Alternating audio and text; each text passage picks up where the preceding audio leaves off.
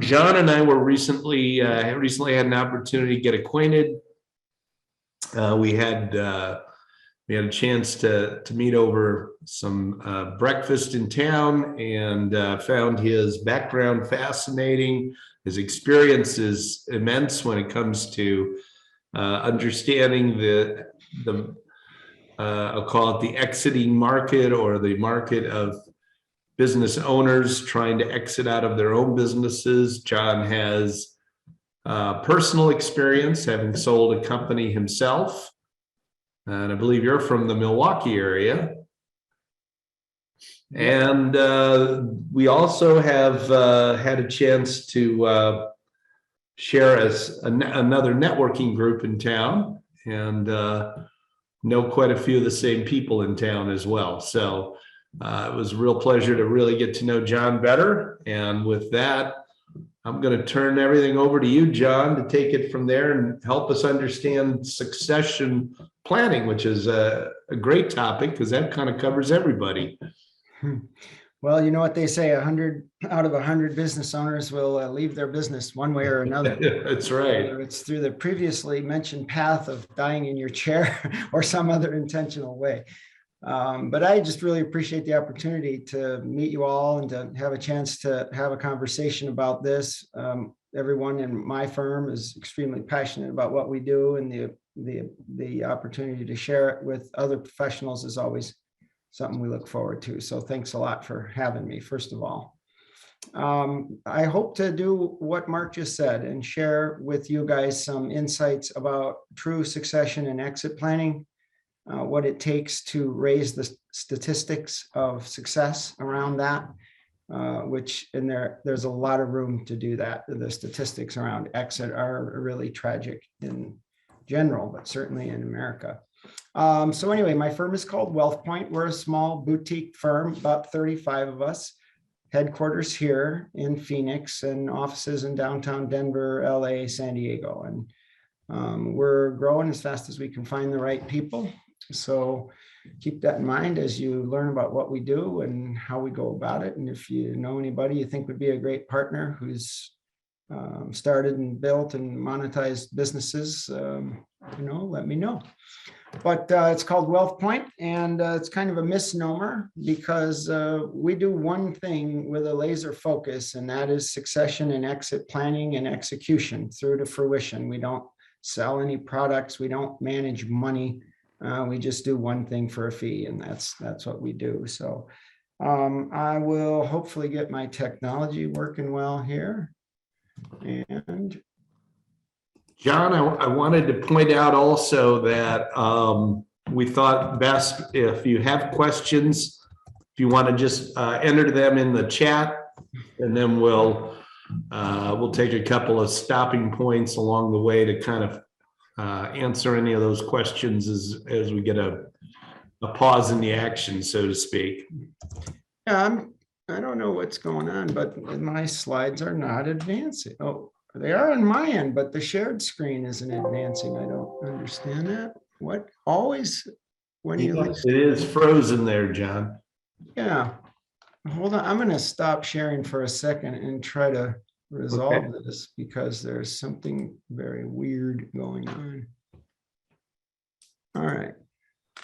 Now, let me. Okay, very good. Now we're getting there. Okay.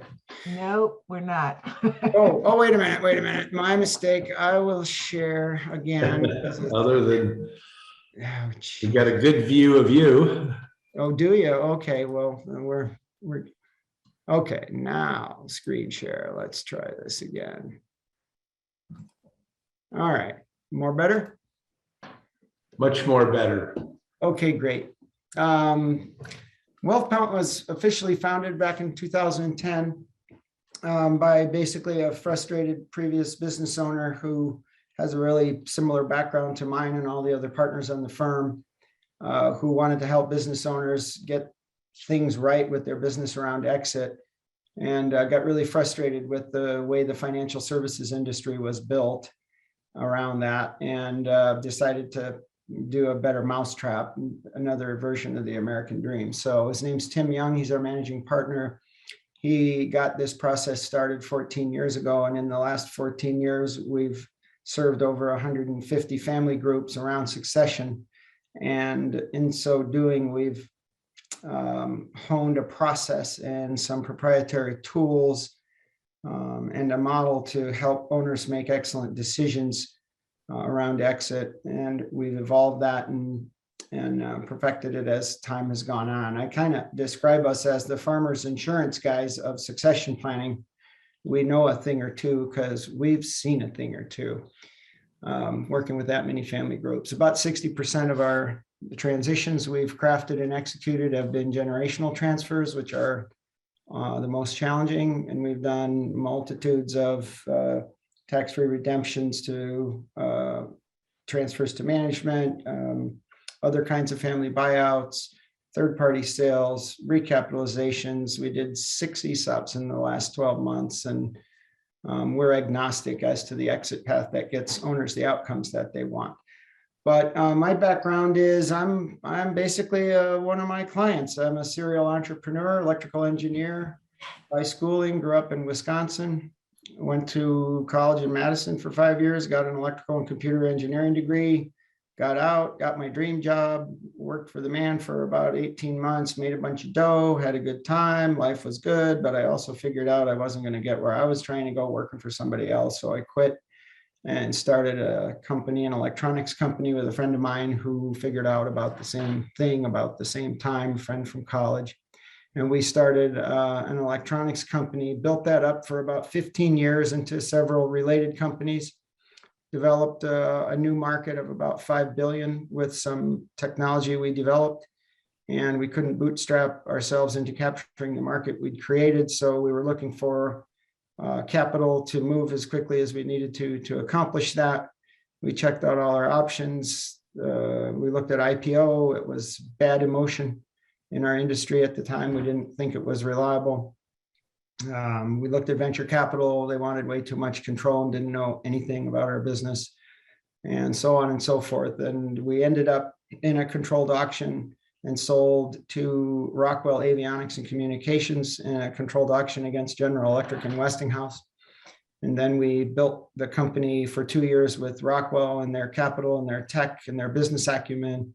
And we sold it to Westinghouse 2 years later. So at that time, I was pretty fried after 6,000 flight legs in 15 years and no wife, no family, things I aspired to. So I retired momentarily and met my wife. We celebrated our 20-year anniversary last year, ended up without a family and without that to focus my talents on and my blessings in life. I got bored very quickly, flunked retirement, and started doing a bunch of consulting. And for about 15 years, I helped business owners to do 2 things better. One was to understand the value of their business and think of it as a financial asset and be intentional about its value. And secondly, to run it in a way that served their life rather than taking over their lives, because I've been on both sides of that.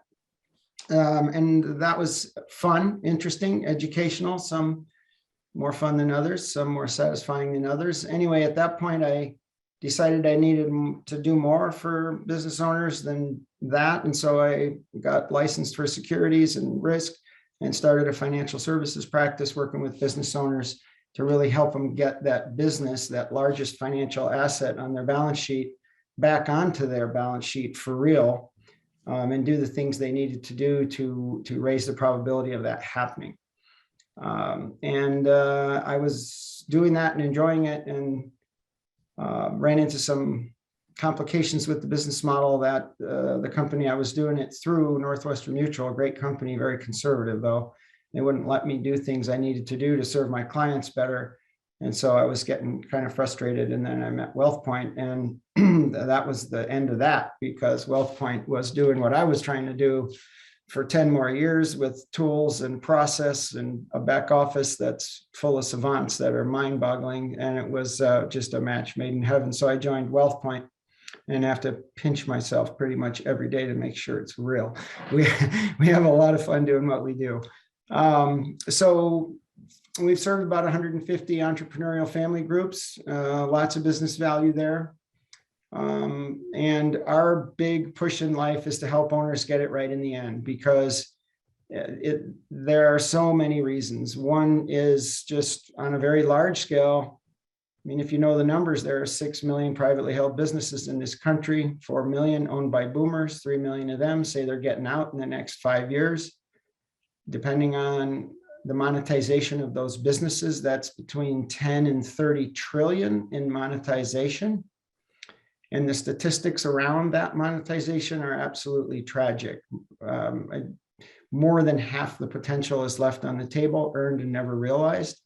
And so, I mean, if you think about that, if that 30 trillion number turns out to be only 15 trillion, and there is 15 trillion of monetization that doesn't occur and doesn't flow through our economy over the 30 years of boomer retirement, that's not a small thing. That's a huge thing.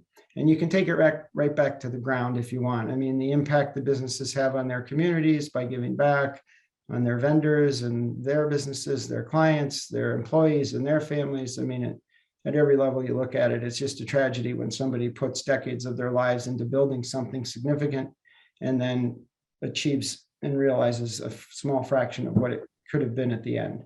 And that's the double-edged sword of the free enterprise system, right? I mean, on the one hand, it's probably the best vehicle I've ever seen to realize human potential, which is what I think is the most powerful force on earth. But it's a huge double-edged sword, and you can work for decades. And if you don't understand exit, if you don't understand what it takes to create a successful transition of your business, and you don't leave yourself enough runway to do it, you can end up with terrible results. And that's the double-edged sword. If you don't know what you're doing and you think that it's a project you're going to tackle at the end with the same success rate you've tackled all the other challenges that got you to where you are today, and you think of it as a project late in the game, you'll simply wind up with fewer options that are far less powerful and compromised outcomes. And it's just that simple. You don't prepare for exit as a project in weeks or months. Typically, to get it right and get it all, it's measured in years. So anyhow, one thing I want to touch on just briefly is succession and exit marketing versus reality. Because 5 years ago, if you looked at the websites of the UBSs and the Wells Fargos and all the other financial institutions on the planet, you would have hardly seen a word about succession or exit. But this boomer wave now is causing everybody, whatever your profession is, you can be an attorney or a CPA or a consultant of 20 flavors or a commercial banker or a wealth manager, and you look at their websites, and succession and exit planning is on gobs of them. And that's really a misnomer, because they do pieces of the puzzle, but not the whole puzzle. And that's a big reason why the statistics are so terrible about monetizing and achieving outcomes with privately held business assets. And some of those statistics are on the screen about family businesses. These statistics are terrible to me, because as you can see, only 3% of businesses make it to the fourth generation through 3 transitions. 70% fail the first transition. And these are particularly tragic because they didn't just get less for the business. In most cases, the business went away. And where it could have provided incredible generational wealth, it just vaporized. Shirt sleeves to shirt sleeves in 3 generations is not a cliche for no reason. So third-party sales are equally tragic. 70% don't close. The 30% that do close at very low average multiples of EBITDA compared to businesses that were properly prepared. Huge, huge potential left on the table. Unprofessionally done management buyouts have even worse statistics, et cetera, et cetera. So this is what gets us out of bed every day to help owners get it right in the end after decades of risk investment and 80-hour weeks.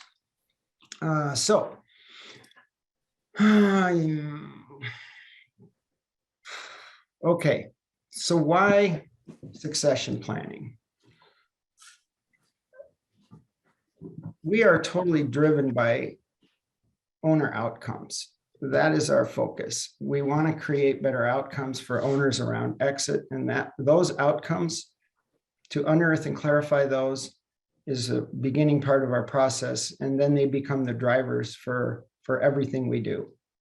And what we found over the years as we've worked with business owners is if you're a successful and affluent business owner, life doesn't get any simpler. It gets more complex. Everybody thinks that the richer you get, the easier life is. Well, for a business owner, that's not the case. We all know how much complexity can be encompassed in your business when you have family members who are in key roles or dependent upon the financial success of the business, or maybe not blood family, but what I call chosen family, people who you really care about in life, who helped you get there, who are going to be with the business after you leave. These things turn into tons of complexity, and that complexity breeds tons of uncertainty about the path they're on and about, am I going to achieve the visions I have for myself and the people I care about who are attached to my business? If I just keep doing what I'm doing, or are there things I could and should be doing to make sure things come out the way I want? That uncertainty builds, and many times with the advisors they have, they don't see any relief. And that's the third bedfellow of affluent entrepreneurs, is complexity and uncertainty. But nobody ever really taught entrepreneurs how to get true collaboration from their team of trusted advisors, legal, tax, wealth management, banking, whomever, toward their goals and the outcomes they want. And to make it worse, we, including me, entrepreneurs in general, are not very good at working with our highly paid professionals. We micromanage, we're frugal, we inhibit them in many times from doing their best work. And that lack of collaboration creates a situation where owners don't really see solutions to the bigger picture, and they know in their gut that there are things undone, unsaid, unaddressed that will affect the outcomes, and so they keep kicking the can down the road. And a good smell test. Mark, question? Yes. Yeah. Let's see here. Oh, I didn't have any, but let me see if any have shown up yet. Nothing in the chat room right now, John. Okay. Thanks for checking. Yeah. I was going to say that a good smell test for collaboration on your advisor team, for anyone really, is to ask yourself, if I took each of my advisors and sat them down one at a time and asked them, what are my top 5 goals in life in the time frame I'm trying to achieve them in, and you did that with each of your advisors, how many of them would give you the same list? And if they're not focused on the same target, they're not going to hit it. And that lack of collaboration and lack of proper management by entrepreneurs is a big reason why succession and exit planning is never really addressed and figured out with the same level of acumen and success that the other challenges these business owners have faced.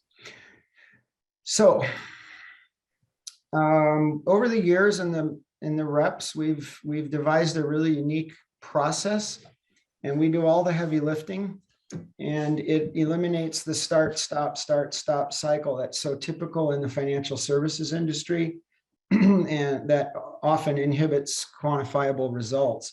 And so our process is 6 steps. It starts out with knowledge baseline, which is a very deep discovery process where we interview all the key players, all the owners, all their wives, all their kids, if they're old enough to have a perspective on the business and the impact it's had on the family, all the key players in the business, any other stakeholders in the business they really care about, their advisors, if they use them to help make important decisions around the business.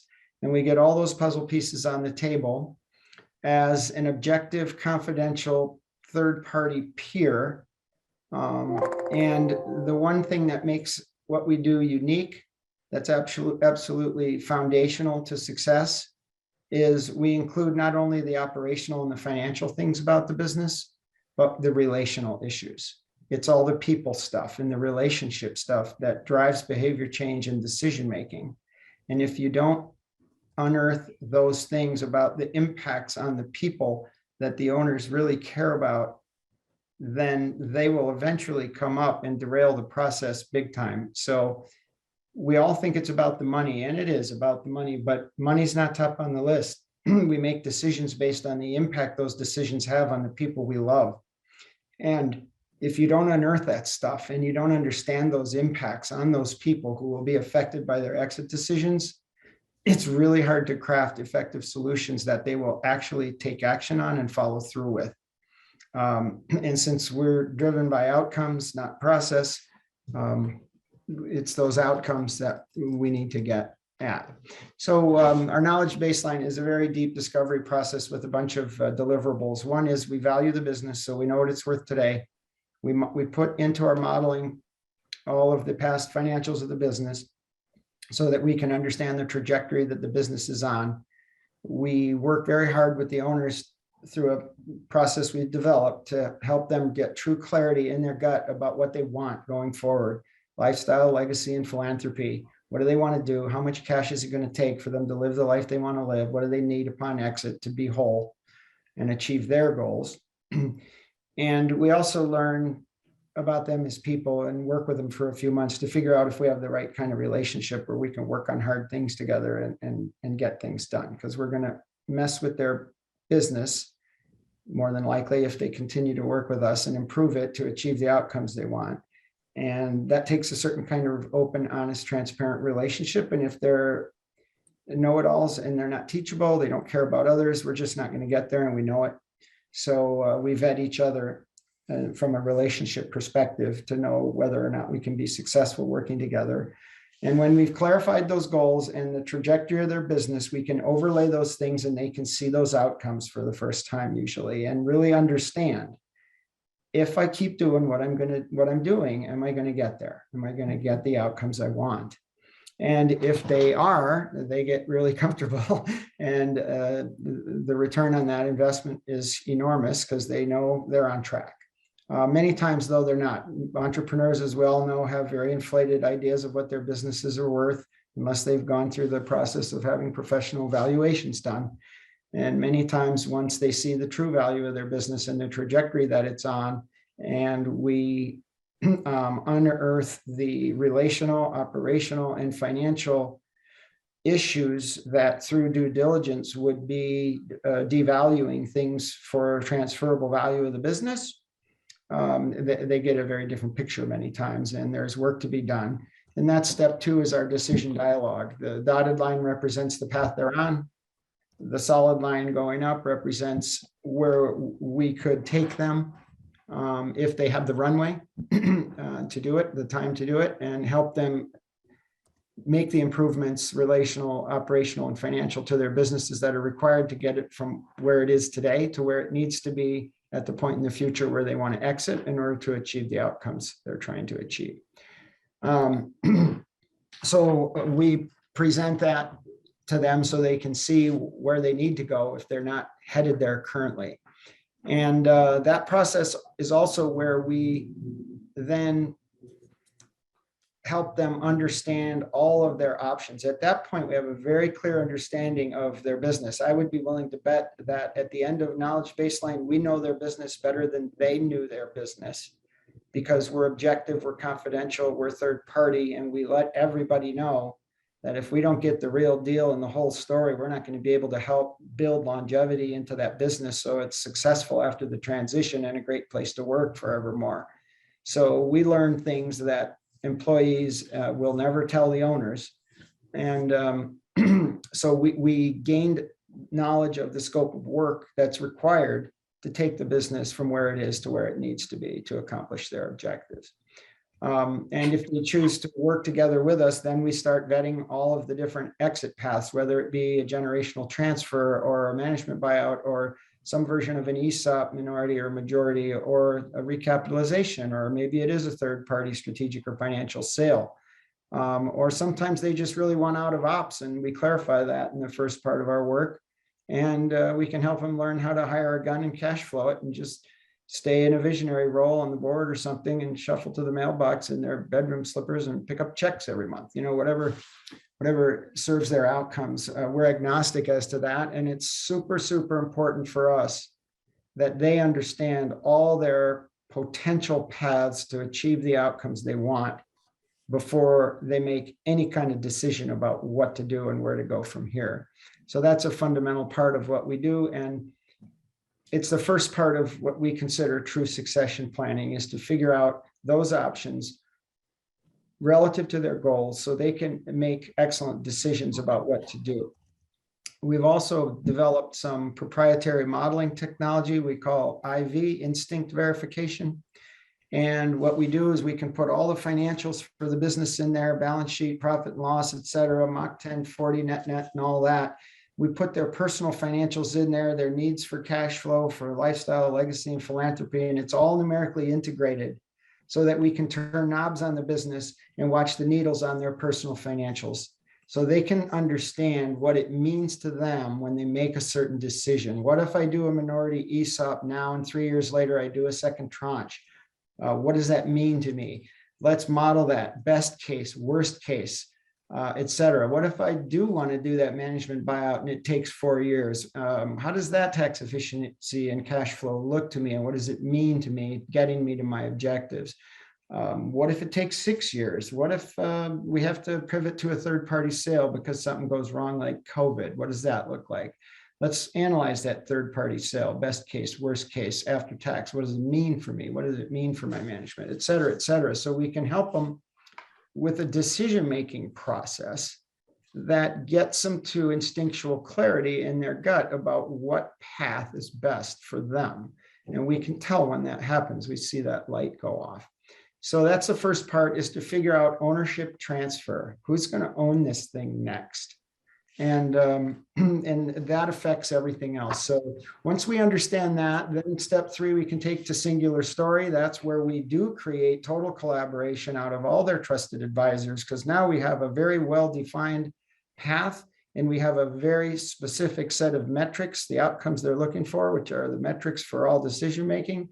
And we can get the team together all with a very keen focus on what's important to those owners and get the best work out of all those advisors from a tax, legal, et cetera, perspective, and get the most out of that team. Instinct verification is our process of analyzing best and worst case of everything, helping them make great decisions. Pulse of progress is project management. We do all the heavy lifting. We do all the analysis, all the modeling. We keep the process rolling. We know from experience what can be done serially, what needs to be done in parallel.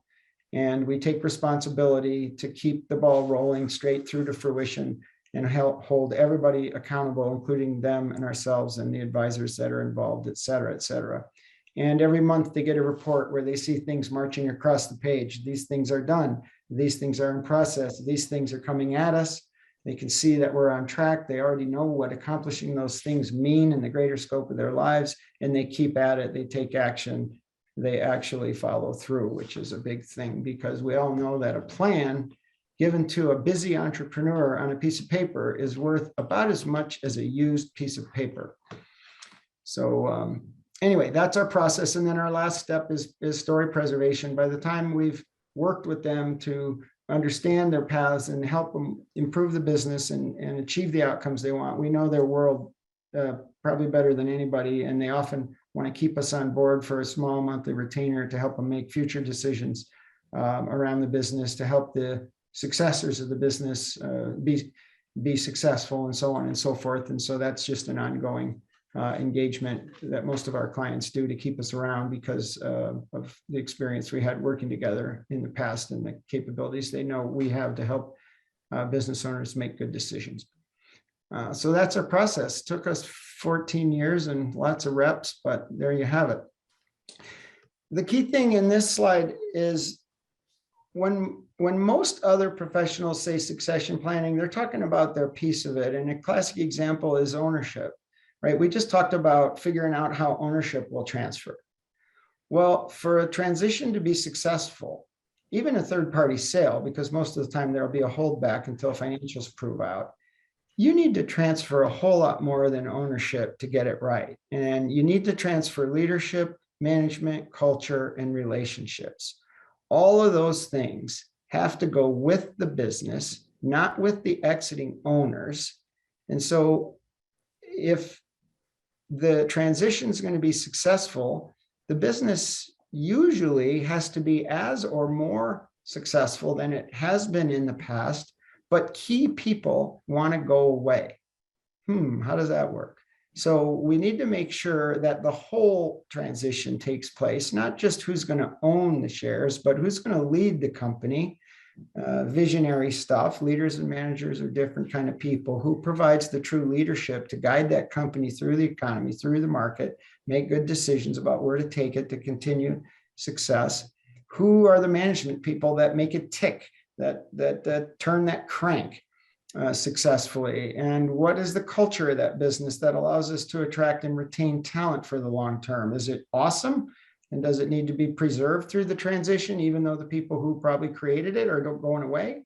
Or is it not that good and we need to fix it up through the transition so we have a better chance going forward of acquiring the talent that we need to achieve the outcomes we're all focused on? And then finally, relationships. What are the key relationships, internal and external to the business, that are super important to achieving the financials of the business?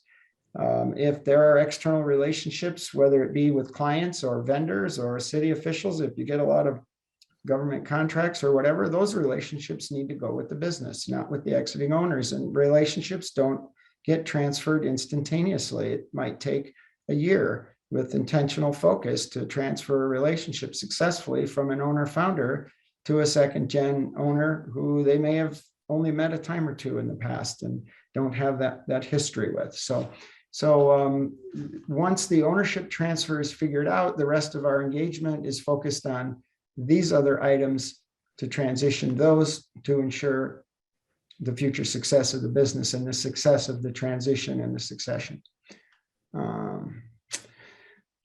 Okay, and I experienced this myself when we sold to Rockwell. They held back a bunch of proceeds from us until we proved out the financials we sold. And that's just part of it, even in a third party transition, and it reduces their risk and it keeps the sellers motivated to make sure the transition is successful. But that's the best case scenario. And all of the other scenarios, whether it's a generational transfer, or transfer to management, or an ESOP, I mean, all of these solutions require the business to continue successfully after the transition, or things go bad. And so it really doesn't matter what the exit path is. It's always in the best interest of everyone to have that business be as dialed in as possible. If you want to think of it as like a franchise model, how well does it tick? How good is it dialed in? The better it is, the better it is for everyone. And so these are 3 questions we drill down on very hard with our owners, to help them get clarity on what they want. We ask them to think about, why they're doing it and who they're doing it for and how much longer do they want to do it. And it's not a quick process for them to figure this out all the time. Sometimes it is, but often it isn't. And those are the drivers that really help them get clarity and make good decisions once they're involved in a process with the proper tools to get the information they need to gain confidence and comfort with those decisions. And it reminds me of a story I've known for a long time. It was of a busy father, and he was working from home, and his young son, 5 years old, wanted his attention, and he didn't have the time. And so he had a magazine laying on his desk with a picture of the world on it. And he knew his boy didn't know the globe very well. So he tore that out and he handed it to his son. And he said, I'm going to make a puzzle out of this for you. And he tore it up into little pieces and he told him to go put the puzzle together. And he thought that would keep him busy for a while. Well, the kid came back in 5 minutes with it all taped together perfectly. And he was amazed and said, how did you do it? And the kid said, well, when you gave me the page, he said, I didn't know the world, but I saw on the back, there was a picture of a man. And I knew if the man was right, the world would be right. So I always remember that, because this succession planning is a lot the same, right? If the people are right about what they want going forward, then everything works way better and the statistics change dramatically. Did I skip one? No. Okay. So why WealthPoint? Well, I hope you understand a lot of the answer to that question already from just what we've talked about so far. But for me, I think there are a number of super critical things about what we do and how we go about it that are absolute game changers to producing best outcomes for the client. And the first one, and they turn into three questions really. But first and foremost is agnostic, right? You have to be agnostic about the path. I mean, when all paths lead to one solution, that should be an enormous red flag, right? I mean, how can you ask anybody to make a decision of this magnitude without them understanding all their options? Yet tragically, this is one of the ways the financial services industry is truly broken when it comes to serving affluent entrepreneurs around exit.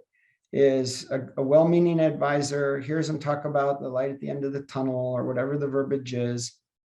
And, oh, well, let me introduce you to these good M&A people I know, or this wonderful investment banker, or you mentioned an ESOP. Let me introduce you to the Menkes of the world, you know, the ESOP mills, and they all just have a single focus. They do one thing. And that's tragic, because I've never in 35 years seen any investment banker, M&A person say, hey, you know, now that we understand your goals better, a third-party sale doesn't serve you best. You should be doing an ESOP or whatever, you know, that just doesn't happen. So tragically, owners very seldom understand all their options. And that's a big reason why the statistics are so rotten around exit and succession, just because things come up late in the game and it just leads to a worse outcome. So being agnostic is important. The second thing that's super important is entrepreneurs need information to make good decisions. They got to get comfortable in their gut with things, or they don't take action. If you don't have a way to show them the impact that the potential decisions have on people that are important to them, themselves, their family, etc., then you're probably not going to get there. So exploring all the options are super important. And then having a process where you can do most of the work is super important. Entrepreneurs are busy, and if you dump gobs of more work on their plate, it's just not going to get done. You have to treat them like the CEO of their plan, get them into short meetings on a regular basis to either educate, discuss, or make decisions and keep the ball rolling. So process is super important. And you can see the other things on the list. Experience is, I mean, obvious. That should be written 10 times in red letters at twice the size, because, well, we all know why, right? You can hire an attorney for $250 an hour. Some of them will cost you $600 an hour. What would make you pay the difference? Well, it's experience, right? It's worth a lot. And in this game, that is, it's really critical.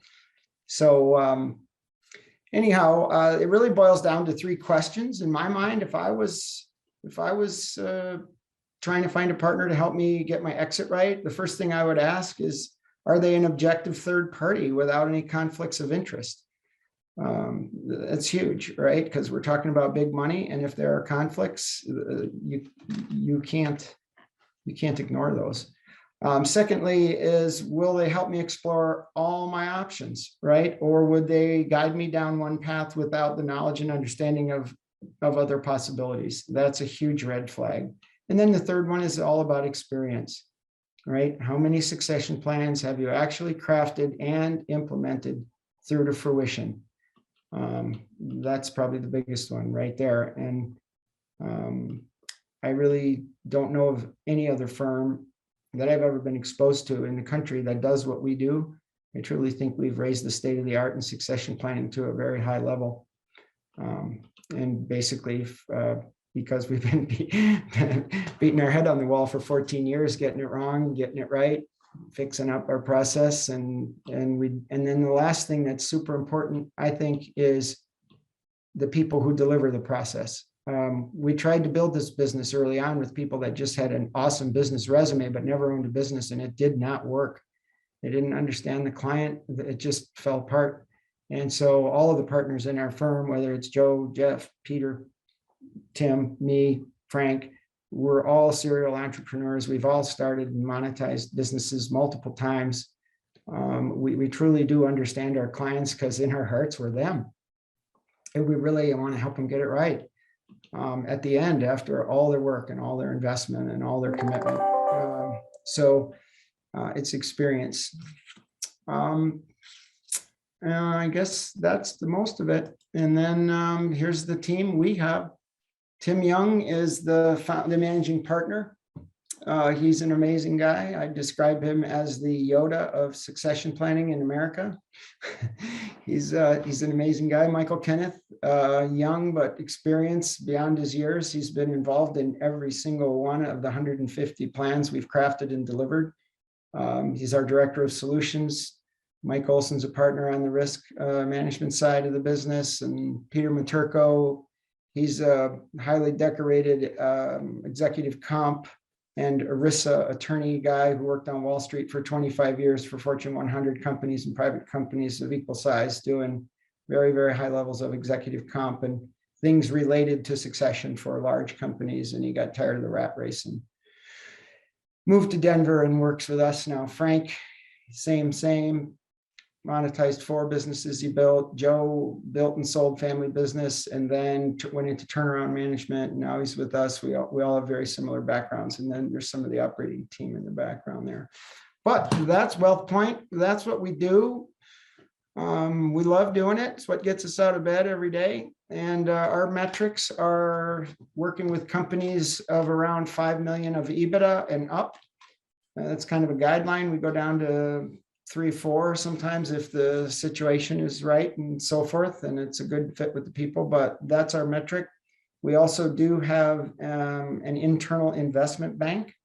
We used to have to pass off third-party sales when that was the preferred exit path to other people who we didn't feel served the client at our level, focused on client outcomes instead of getting across the finish line. So we cranked up our own investment bank, and we're fully FINRA certified and so forth, and only work on our own deals. So that our investment bank has a very unique model. Most investment banks are more beholden to buyers than sellers, because sellers are a one-off transaction, and oftentimes buyers are PE and other people they work with numerous times and do multiple deals with. And anyway, the whole industry is somewhat bent wrong to achieve best outcomes for the seller. So we have a whole different model we use in our investment bank, where we're not worried about how many transactions we get across the line, which is really what investment banking and M&A is all about. That's the way they make the most money. So that's the focus. And if you get on their websites and read everything, very seldom will you ever see a comment about outcomes for the seller. It's usually about the transaction itself and getting it across the line. And they're not going to do something that causes them to close only 50 transactions a year instead of 100. Well, we do. We don't have any transactions built into our business model. Our company's growing like crazy, and we're going to achieve our goals if we don't have a single one. So we can afford to have a different model there and serve the client at a higher level. So anyway, that's us. And I appreciate the time. There's some contact information for me if you want to have a deeper conversation about any of that. Happy to do it. John, great presentation. Thank you. Let's see, I do have a question here. The first one is from Paul. And Paul here says, John, do you have anything to add concerning the tax consequences to sellers and buyers? Yeah, I mean, we're focused on sellers. So most of our comments are going to be around the consequences to the seller and the impact it has on achieving the outcomes that we've all agreed we're working toward. it always has to be a fundamental part of modeling and of decision making, because it changes the game significantly in terms of net what they're going to end up with in their pocket to spend on lifestyle, legacy, and philanthropy. And so, yeah, we're very focused on taxes, and many times that's why a 301 redemption to management is chosen. Oftentimes, or an ESOP. I mean, many times sellers, business owners don't understand that their management team can buy the business if they want it without having a dime to their names, and they can get all their proceeds out tax-free. They don't understand how the Popeye plan, it's called, or a 301 redemption plan works. So that's part of our process, is to say, let's educate about that so you can make a good decision. And we start very high level and we get as granular as they want until they get clarity. They don't understand how ESOPs can serve owner outcomes in a multitude of ways. They don't understand that it would align everybody from the C-suite to the rank and file, and the significant difference in profitability and longevity and performance of privately held ESOP owned businesses versus non-ESOP owned businesses. They don't understand the flexibility of not necessarily doing 100% that a lot of the mills push them toward, because it creates the highest fee. Maybe it makes sense to do a minority tranche and see what the impact is on people, and then supplement it with some other types of executive comp or bonuses. They don't understand that you can supplement it right off the bat if you want with carve-outs for leadership, or sometimes with a synthetic equity plan of stock appreciation rights or something to do more than the ERISA formulas will allow for certain leadership teams, and the flexibility. They don't understand the tax efficiency necessarily, and the increase in cash flow they'll get from lack of paying taxes, right? And what that does for their ability to grow, and so on and so forth. They don't understand that they're going to have a built-in buyer with where they're going to get fair market value no matter what in the ESOP trust. So, I mean, our process takes them through all of the different paths from all of those perspectives: financial, relational, and operational for the business, so that they can understand those impacts and make good decisions. It's all just has to be part of it. John, did that answer your question, Paul? Yeah, yes, it did. Thank you very much for expanding upon that I raised. Just so you know, our back office, Michael's team, we have ERISA attorneys, we have CPAs, we have CFA 1, CFA 2, so financial analysts who have been doing this for a long time. And when we use our modeling to analyze things, we become pretty masterful at creating very focused, understandable reports to simplify the complex and understand impacts. For example, in one of our ESOP engagements, we're just about to transact right now, the owners wanted their management team to buy the business, and they'd already had some talks with 3 key leaders. And then they learned about an ESOP, and they thought it was a better path. So they chose to do an ESOP. And in this case, they did choose to do 100%. But they wanted to do something. And they wanted to understand. So part of that decision-making was, what does that mean for all my employees? So we were able to show them account balances for all their employees. If they stayed 5 years, 10 years, 15 to retirement, what would those balances be? How impactful would that be on their lives?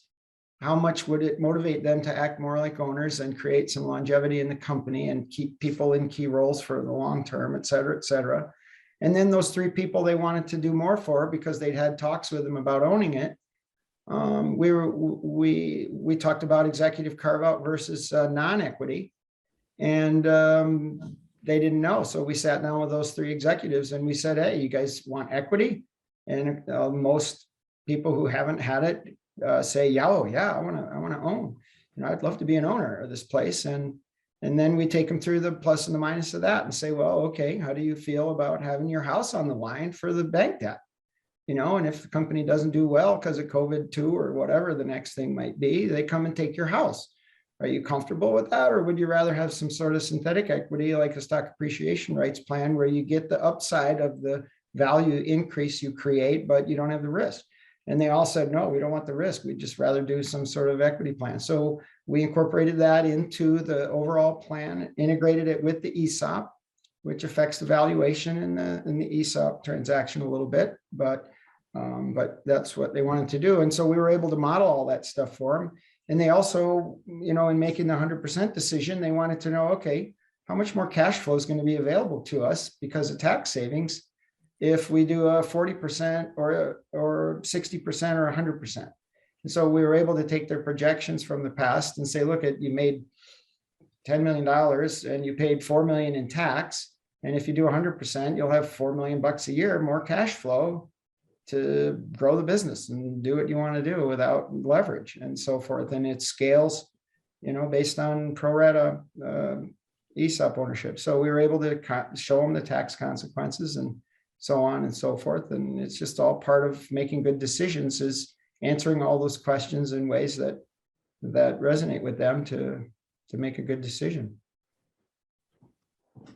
Make sense? Yes, it does. Okay.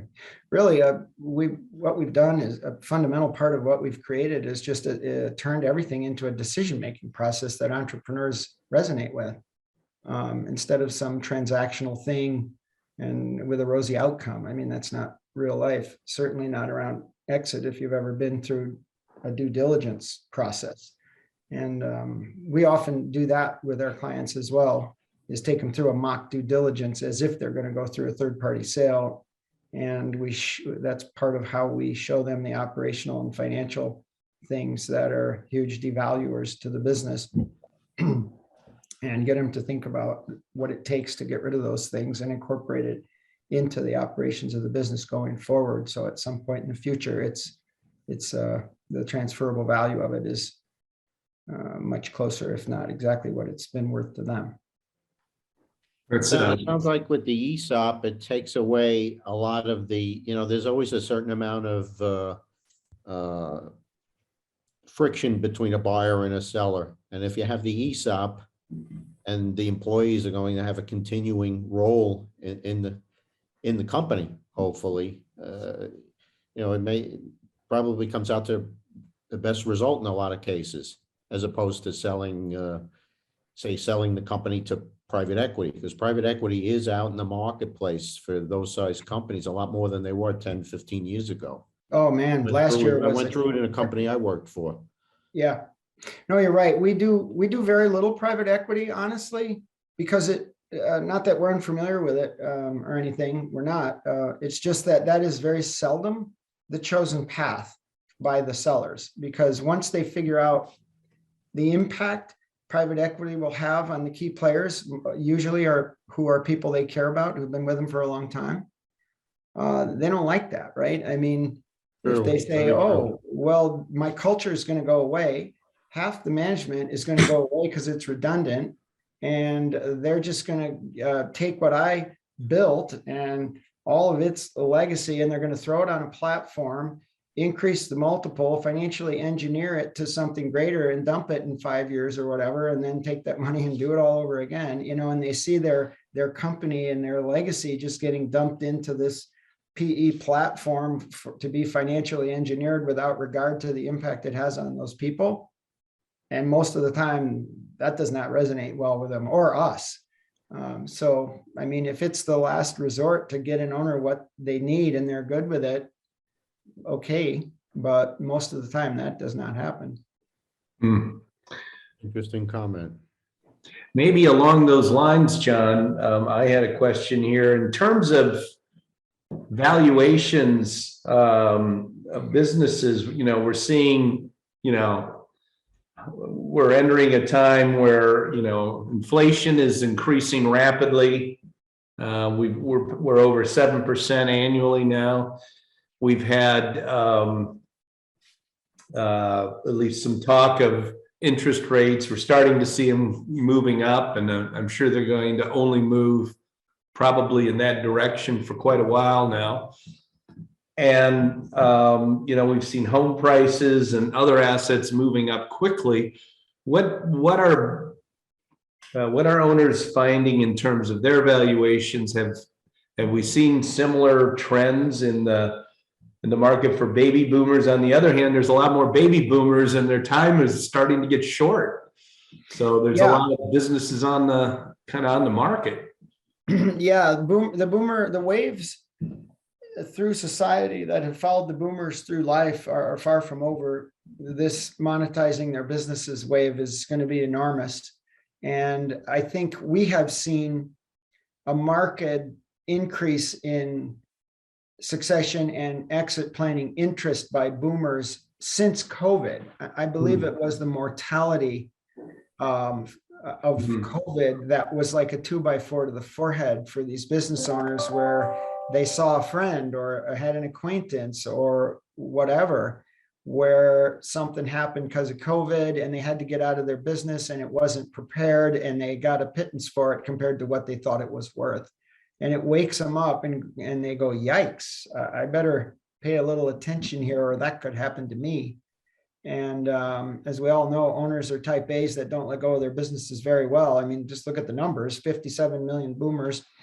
And so many of them went into free enterprise and still have their businesses, but they're waking up fast and it's causing huge things in the market. If you look at the stats in the M&A world over 2021, it's a fast rising curve. There's more money out there, more PE money, more PE models. SPACs are going crazy. I just saw something today where there's I don't know, 6 billion in SPAC money that has a 6-month shelf life before it has to go back to the investors if they don't buy a business. And so there's a lot of activity out there in the acquisition world that's changing the game a lot.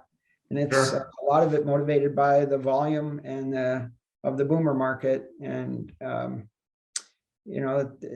it's going to be quite a show, I think, because this is America and it's the free enterprise system. And if there is no demand, then the market develops no supply. And the demand for true succession planning in the past has not been very large, and it's about to get enormous.